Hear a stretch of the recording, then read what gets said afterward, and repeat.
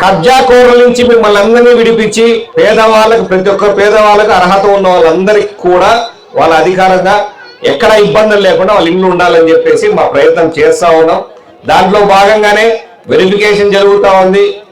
దొంగలు కొద్దిమంది పేదవాళ్ళని కూడా చూడకుండా ఈ ఒక దొంగ తయారు చేయడం, అమ్మేయడం, కూలీ నాలి చేసి కష్టపడి సంపాదించుకొని వాళ్ళని నమ్మి ఆ డబ్బు పెట్టి తక్కువకి వస్తుందిలే ఏమోలే అనుకొని కొనేస్తారు. పాపం కొనేసి మోసపోవడం, ఇవి చాలా జరుగుతూ ఉన్నాయి.